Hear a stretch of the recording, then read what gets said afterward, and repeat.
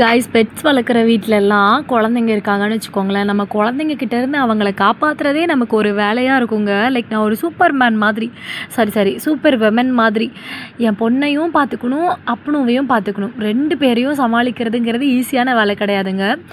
பாப்பாவுக்கு வந்துட்டு 8 months complete ஆயிடுச்சு. உட்காருவா. இப்போது லாஸ்ட் ஒரு 4-5 டேஸாக தவழ்ந்துட்டுருக்கா. அப்போ தான் தவள ஸ்டார்ட் பண்ணா. இப்போ கொஞ்சம் பெட்டராகவே தவழ்கிறா. அவளுக்காக அப்படின்னு சொல்லிட்டு கீழே அப்படியே உட்கார வச்சோன்னா டக்குன்னு விழுந்து இந்த தாடையில் மண்டையிலலாம் அடிப்படுதுங்க, டைல்ஸில்.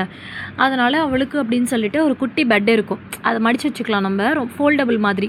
அந்த பெட்டை போட்டு அதுக்கு மேலே ஒரு ஜம்கானத்தை போட்டு டாய்ஸ்லாம் போட்டு விட்டு அவளை உட்கார வச்சு விளையாட வச்சுட்டு இருந்தேன். அப்புறம் வந்துட்டான். உடனே வந்துட்டு என்னடா லைட் எரியுதுன்னு குறுகுறுன்னு பார்த்துக்கிட்டே இருந்தான். அப்புறம் விளையாட ஆரம்பிச்சிட்டான். ஆனால் இதில் என்ன ஒரு ஹைலைட் அப்படின்னா, என் பொண்ணு அப்புனுவை பொம்மைக்குள்ளே பொம்மைன்னு நினச்சிட்டா. இந்த பொம்மையெல்லாம் எப்படி இருக்குது, அந்த மாதிரி இதுவும் ஒரு பொம்மை போல் அம்மா கொண்டு வந்து வச்சுருக்காங்க அப்படிங்கிற மாதிரி அப்புனுவை போட்டு டார்ச்சர் பண்ணுறாங்க. இதை தூக்கி அவன் தலையில் அடிக்க, அதை தூக்கி அடிக்க. அவனும் சும்மா இருக்க மாட்டேங்கிறான். இவன் பக்கத்துலேயே வரான். எனக்கு வேற பயமாக இருக்குது. ஒரு நேரம் போல் ஒரு நேரம் வந்து இருக்க மாட்டாங்க. எல்லா டைமும் நம்ம வந்து அனிமல்ஸை வந்து ட்ரஸ்ட் பண்ணக்கூடாது.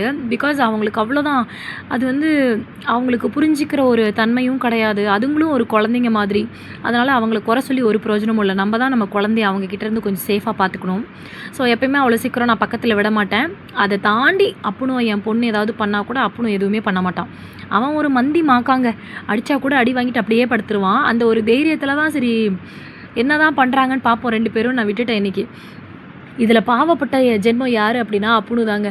என் பொண்ணை கடைசியில் நான் மடியிலேயே எடுத்து வச்சுக்கிட்டேன். வாப்பா வேண்டாம் அப்புனும் பாவம் அப்படின்னு சொல்லிட்டு போட்டு பயங்கரமாக அடிக்கிறாங்க.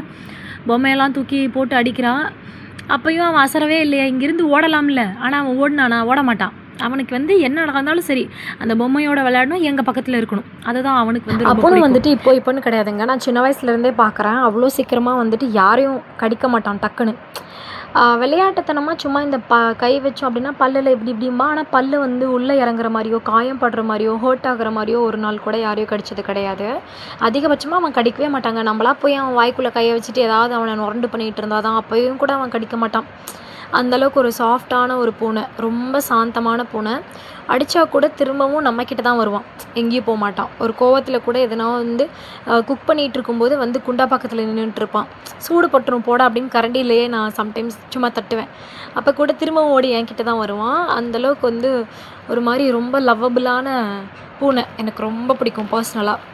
அதே மாதிரி காலையில் நான் ஒரு 6 மணிக்கு எந்திரிச்சு சமைச்சிட்ருப்பேன். எங்கள் வீட்டில் எல்லாருமே தூங்கிட்டு இருப்பாங்க.